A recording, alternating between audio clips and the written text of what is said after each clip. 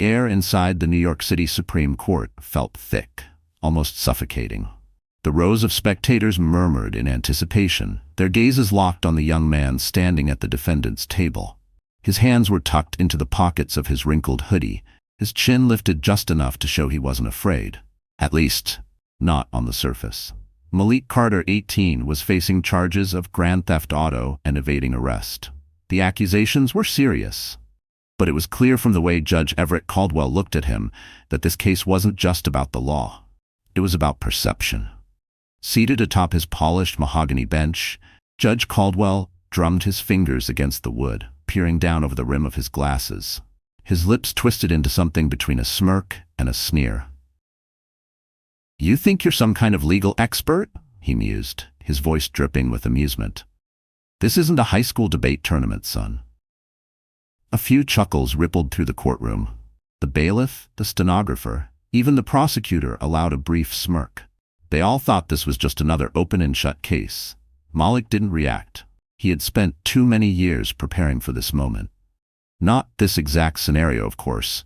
He never planned on standing here as a defendant, but he knew the courtroom better than most people twice his age. While other kids memorized basketball stats, Malik memorized court rulings. While his friends played video games, he played mock trials in his head, arguing against imaginary prosecutors. His mother, Sonia Carter, had worked as a legal secretary for nearly 2 decades, and he had grown up listening to her stories. Stories about corrupt prosecutors, judges who played favorites, and public defenders who barely tried. By the time he was 15, Malik could dissect a trial better than most law students. But none of that mattered to Judge Caldwell. To him, Malik was just another kid from Harlem in trouble with the law. The judge sighed and flipped open the case file. "Let's make this quick. I have a dinner reservation at 7. Laughter rippled through the courtroom again. But this time, Malik's lips curled into a faint, almost imperceptible smirk. The judge had just made his first mistake, and no one had noticed yet. The prosecutor, Philip Langston, stood up with the air of a man who had already won. His suit was crisp, his tie knotted to perfection, and his voice carried the confidence of someone who had recited the same argument 100 times before. "Your Honor, the state will beyond a shadow of a doubt that the defendant, Malik Carter, was caught red-handed in a stolen vehicle. A 2023 BMW M3, reported missing only hours before his arrest. Officers pursued him through Lower Manhattan, where he allegedly attempted to flee before being apprehended. His fingerprints were found on the steering wheel, and we have eyewitness testimony placing him at the scene. The evidence speaks for itself." The crowd murmured again. It sounded damning. A stolen car, a chase, an arrest, a textbook case. Judge Caldwell nodded, glancing at Malik. "Sounds pretty straightforward to me."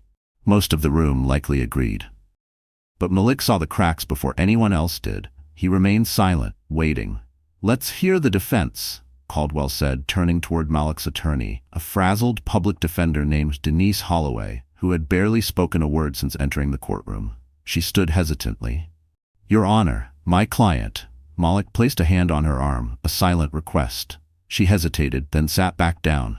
Malik turned to the judge, his voice calm and steady. "I'll be representing myself, Your Honor." The room went dead silent. Judge Caldwell arched an eyebrow. "Excuse me?" Malik's voice didn't waver. "I'll be defending myself." A wave of murmurs spread through the courtroom. The bailiff shifted.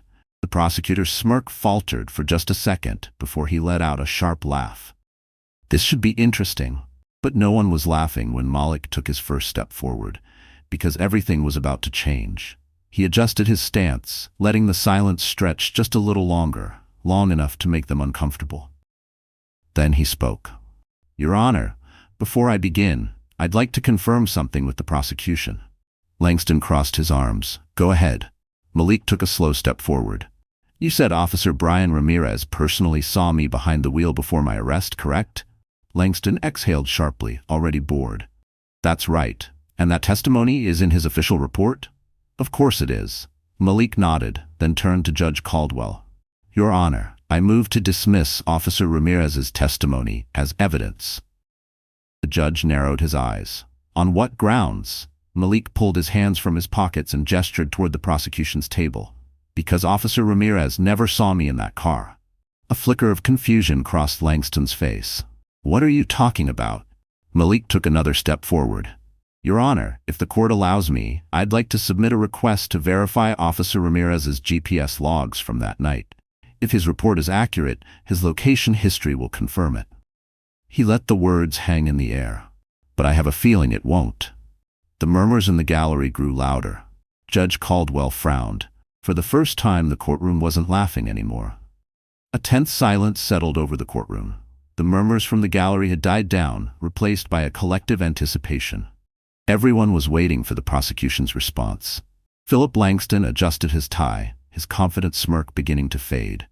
Your Honor, this is absurd, he scoffed. Officer Ramirez is a decorated member of the NYPD. His report is an official legal document. Are we really going to entertain the word of an 18-year-old suspect over a trained law enforcement officer? Judge Caldwell leaned back in his chair, rubbing his chin. His eyes flickered toward Malik, who stood unwavering, his expression calm. Counselor, Caldwell said, turning to Langston, do you have any objections to verifying the officer's GPS logs? The prosecutor hesitated, a fraction of a second too long. That pause said everything. The jury noticed. The spectators noticed, and most importantly, Malik noticed. Langston cleared his throat. No objections, Your Honor, he finally said, but the confidence in his voice had thinned. Malik nodded slightly, the closest thing to a victory smirk he allowed himself. He had spent years studying courtroom tactics, and if there was one universal truth, it was this. A confident prosecutor never hesitates. Langston's delay meant he already knew the GPS data wouldn't match the report. Caldwell sighed. Very well, the request is granted. The GPS records will be obtained for review. A hushed whisper spread through the gallery. The judge tapped his gavel lightly, signaling for order. In the meantime, Caldwell continued, we'll proceed. Counselor Langston, you were making a point about the defendant's fingerprints being found on the vehicle? Langston straightened, regaining some of his composure. That's correct, Your Honor, he said, flipping through his notes. The defendant's fingerprints were found on the steering wheel of the stolen BMW. That alone places him inside the car. Malik took a step forward. Your Honor, I'd like to clarify something about forensic evidence. Caldwell gestured for him to proceed.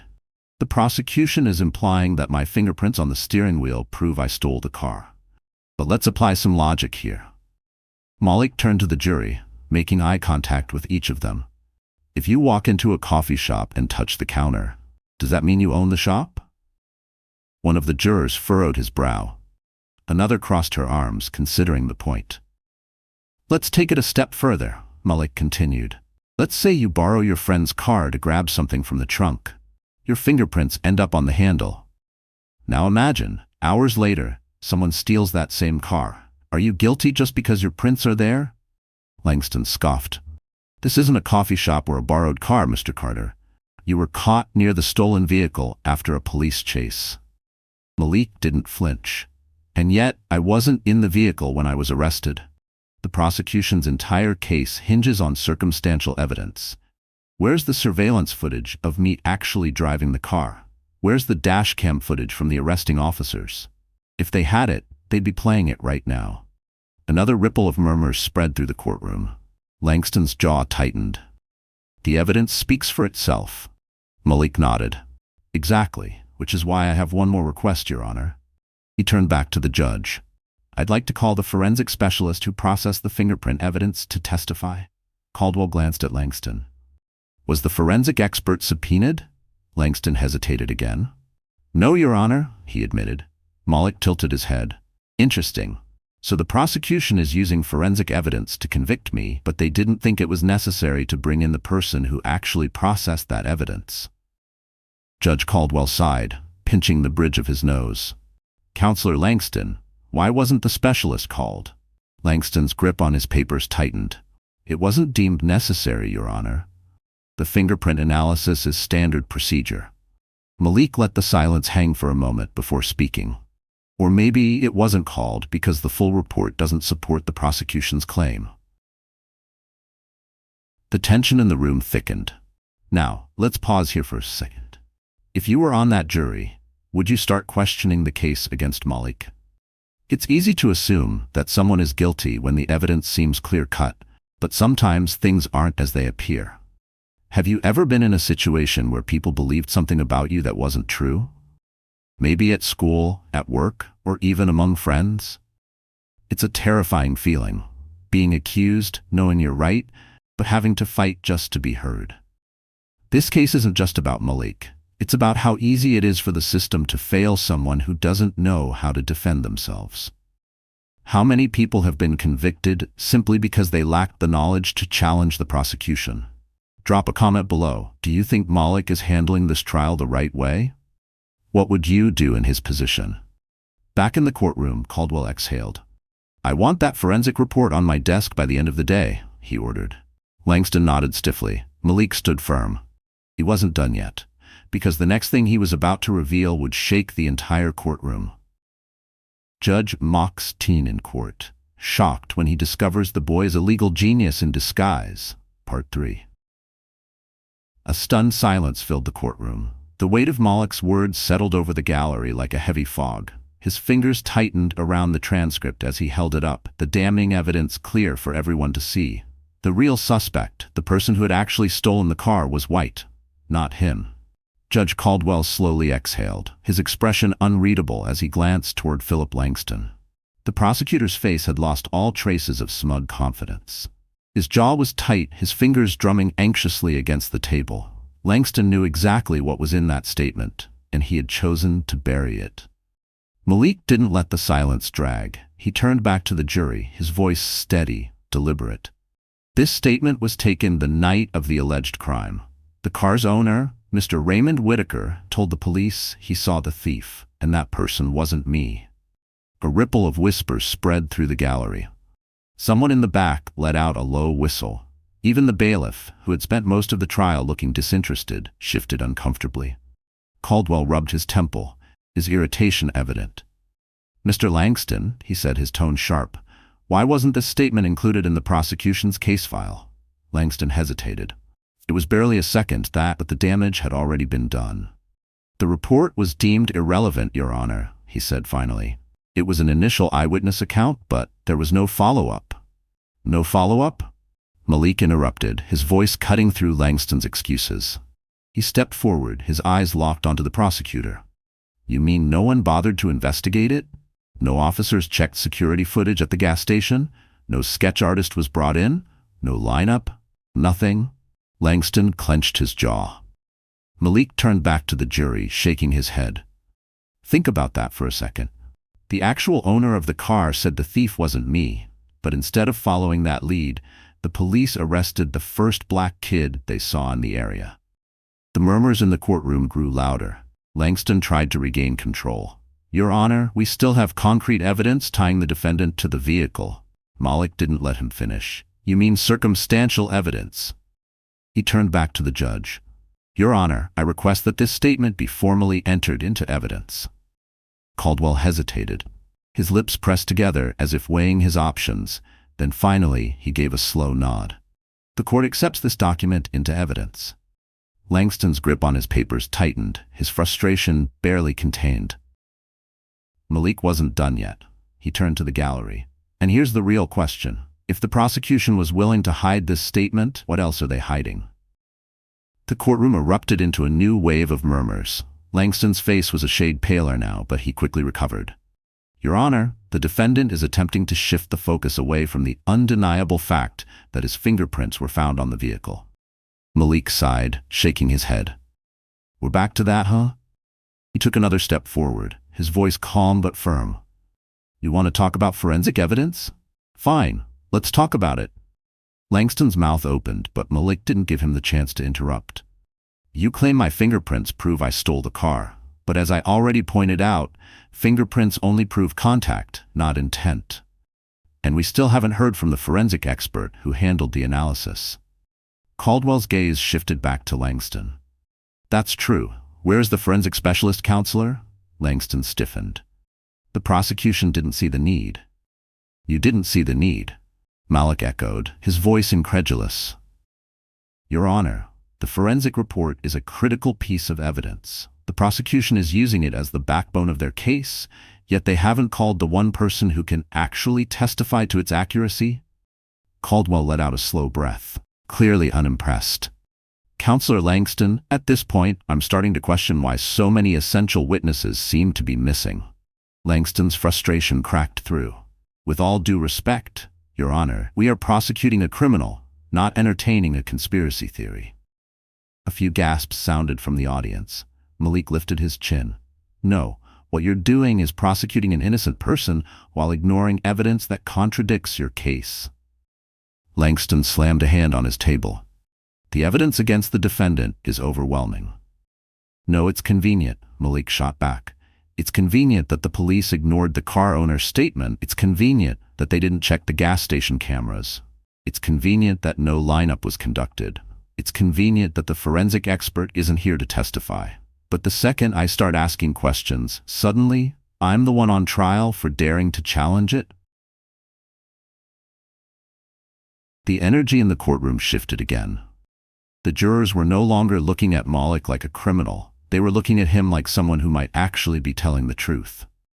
Judge Caldwell tapped his gavel twice for silence. Enough, he said. This court takes allegations of prosecutorial misconduct very seriously. He turned to Langston, his expression hard. Counselor, if I find that any evidence was intentionally withheld, there will be consequences. Langston swallowed hard. Caldwell sighed, turning back to Malik. Mr. Carter, you've presented a compelling argument. But before I make any further rulings, I need to see those GPS records and a full forensic report. Malik gave a slow nod. Understood, Your Honor. The judge adjusted his glasses. We'll reconvene once that information is available. Until then, this court is adjourned. The sound of his gavel hitting the bench echoed through the courtroom. Malik finally exhaled. For the first time since this trial started, since he was arrested, since his world flipped upside down, he felt like he had a real shot at winning this. But he also knew one thing for sure.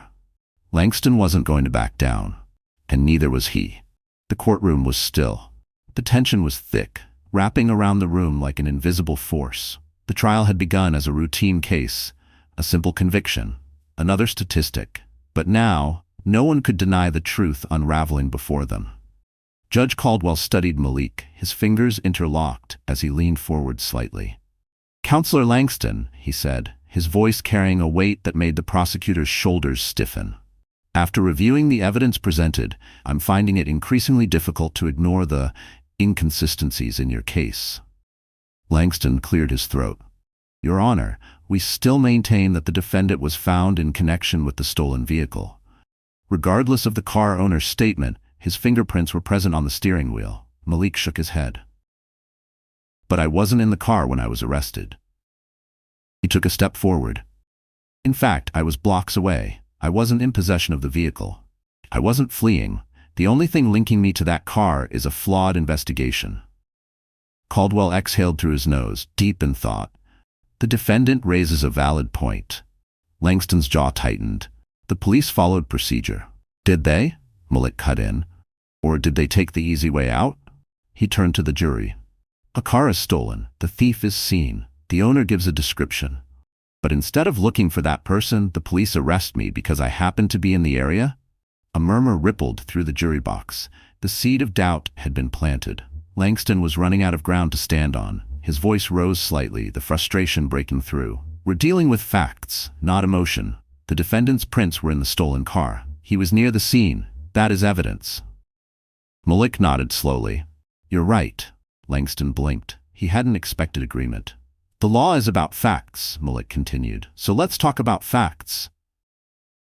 He turned back to the judge. Your Honor, earlier I requested the GPS logs of Officer Ramirez. Have those been received?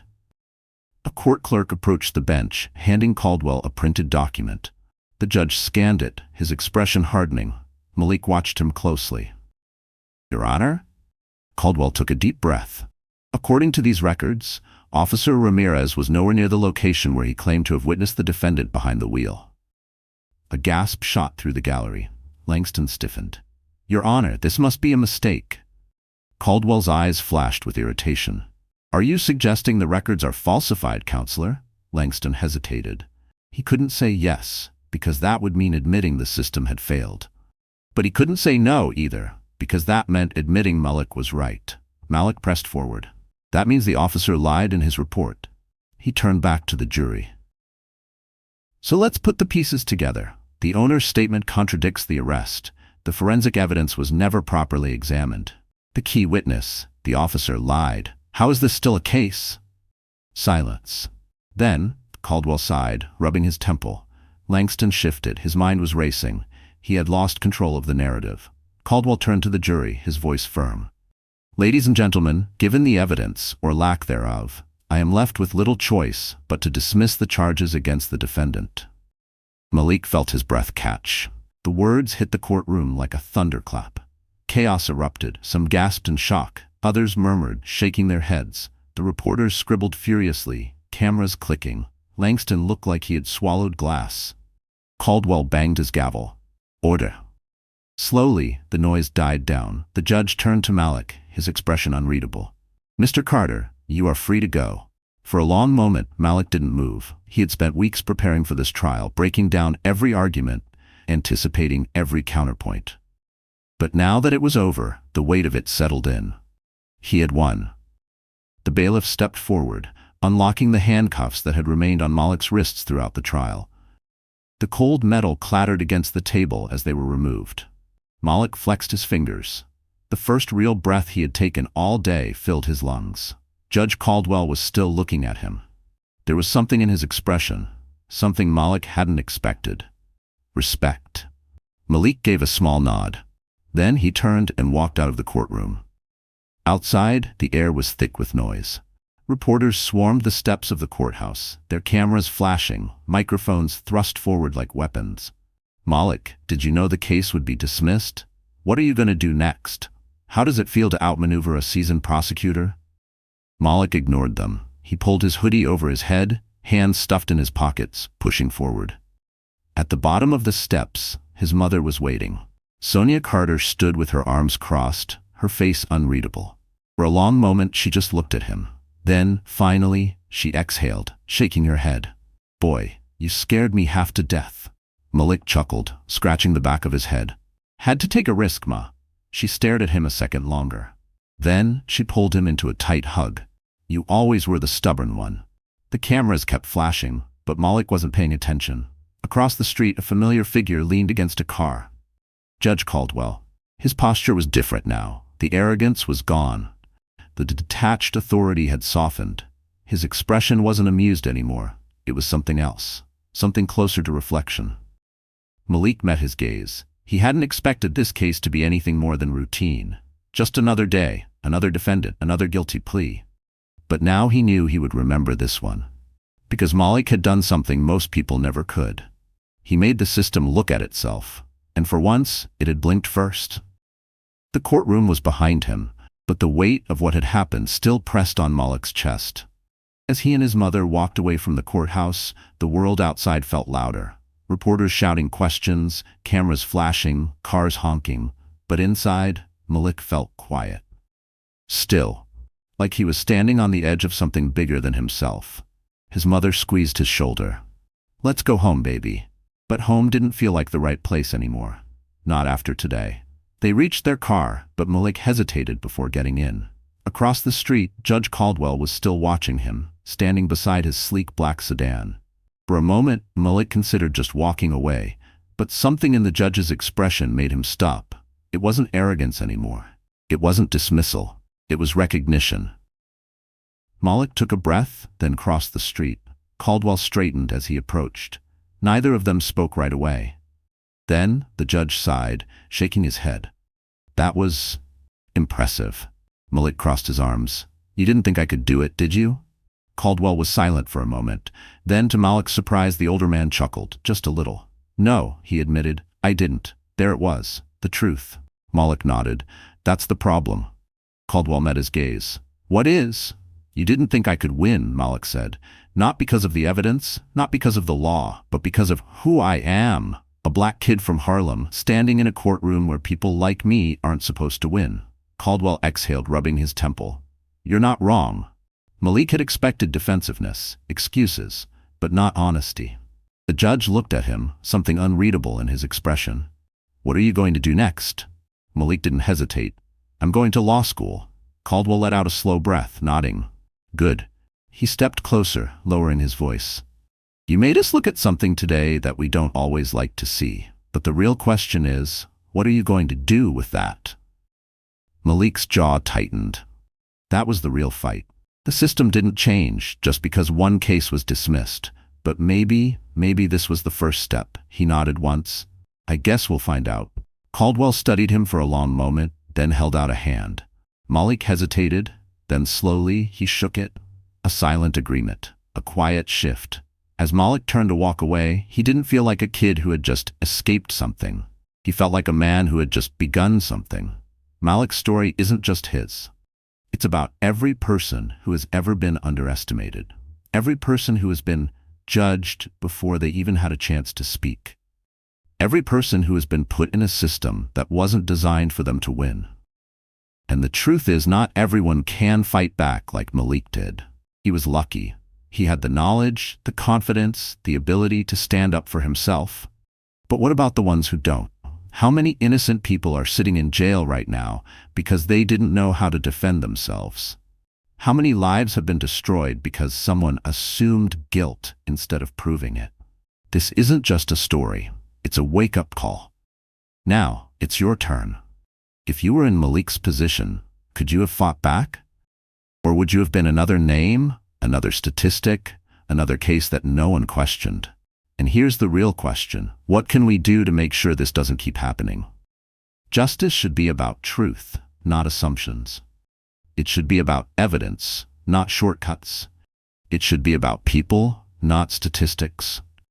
But that only happens if we make it happen. Drop a comment below. Do you think Malik's victory was justice, or was he just lucky to escape injustice? Have you ever been judged unfairly because of how you look, where you come from, or who people think you are? What changes do you think need to happen in the justice system? Your voice matters. Every conversation, every question, every challenge to the system brings us one step closer to change. If this story made you think, even for just a second, hit that like button. If you believe stories like this need to be heard, share this video.